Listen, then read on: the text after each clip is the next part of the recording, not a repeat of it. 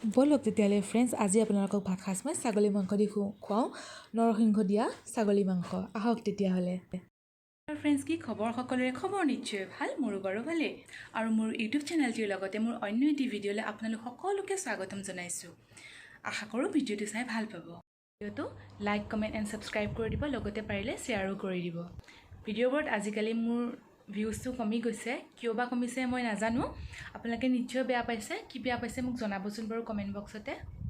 ছাবস্ক্ৰাইবাৰো কমি গৈছে, কেইটামান বাঢ়িছিলে আকৌ দুটামান কমিও গ'ল, হয়েই চাগে এইটো, মোৰো তেনেকুৱা হৈছে। আপোনালোকে ছাবস্ক্ৰাইব কৰিবচোন চেনেলটো। নৰসিংহ পাতেদি ছাগলী মাংস ৰান্ধি খাই পাইছেনে? মই আজি তেনেকৈ বনাই পাইছিলোঁ। চাওকচোন বাৰু ভিডিঅ'টো, লগতে এটা উপমাৰ ৰেচিপি চাওক তেতিয়াহ'লে আজিৰ ভিডিঅ'টি। মাংস বনাম, আজি অকণ বেলেগকৈ বনাম। এয়া 3টা ডাঙৰ চাইজৰ পিঁয়াজ দিছোঁ, এয়া অলপ নহৰু এনেকৈ বাকলি গুচাই দিছোঁ, অলপমান বাকলি গুচাই দিছোঁ, আৰু নৰসিংহ পাত আৰু দুটামান ধনিয়া এনেকৈ বনাওঁ আজি।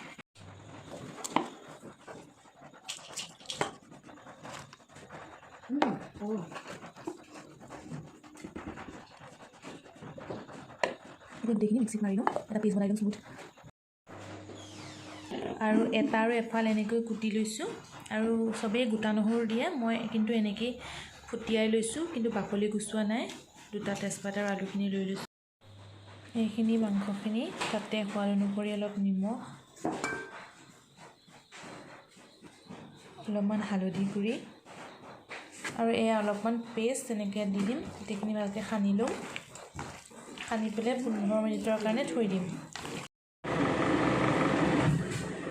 তেল বেছি নিদিলেও হ'ল, কাৰণ ছাগলী মাংসত তেল থাকেই, সেইকাৰণে অকণ কমাই দিয়া ভাল তেলটো।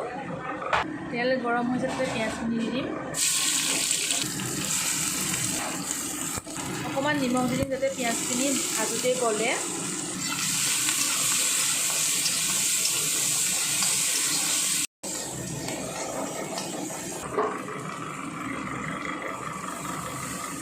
নহ'লে টেষ্ট নাহে। এতিয়া পিঁয়াজটো ভালকৈ গলি যাব, অকণমান চেনি দিলে কালাৰো ভাল হ'ব, সোৱাদো ভাল হ'ব, আৰু মাংসটো তেতিয়া সিজেও জলদি, চবফালৰ পৰা ভাল। বেছি নহয়, অকণমান পিঁয়াজখিনি ৰঙচুৱা হৈছে, তাতে এতিয়া মাংসখিনি মই দি দিম।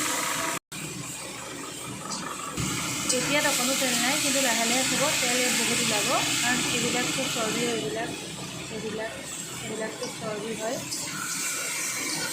আলুকেইটানো দি দিম,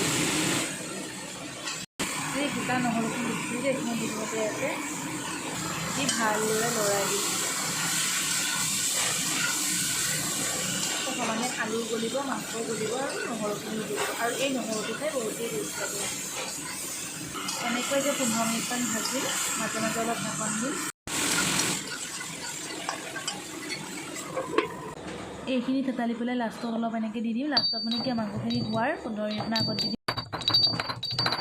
চিট পিচি নিদিয়ক, থেতালাটোৰ সোৱাদেই বেলেগ, এইটোৱে সোৱাদটো অকণ বেলেগ কৰি দিব।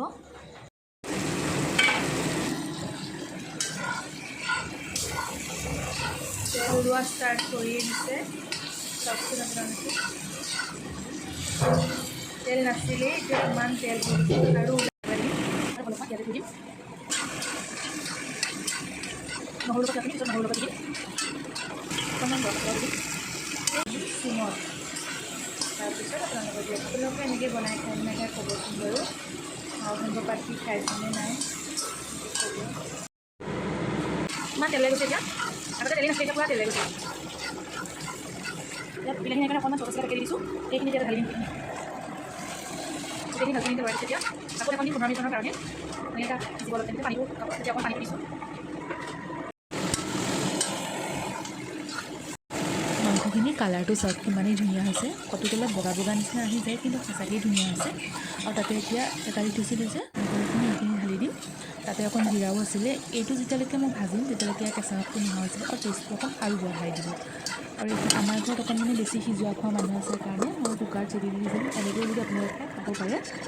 চিটি মৰাৰ পিছত চাই পেলাই ইমান ধুনীয়া হৈছে, খাবলৈও ধুনীয়া হৈছে। গৰম মছলা অকণো দি দিছিলোঁ, চাওক।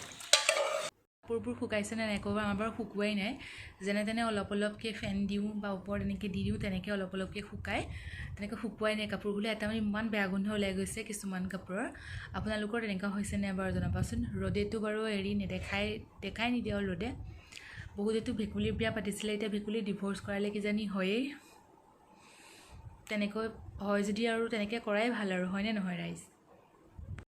ব্ৰেকফাষ্টে বনাইছিলোঁ উপমা, তাৰ বাবে চুজিখিনি প্ৰথমতে অলপ ৰোষ্ট কৰি ল'লোঁ।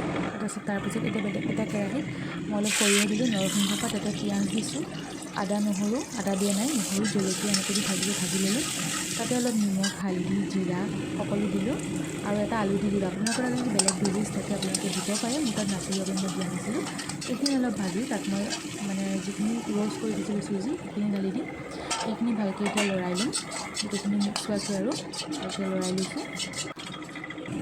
তাতে অকণ ঘিউ দি দিছোঁ। মোৰ তাত বেলেগ ভেজিছ নাছিলে, অকণ সোৱাদ আহিবৰ কাৰণে মই সেইটোতে অকণ ঘিউ দি দিলোঁ।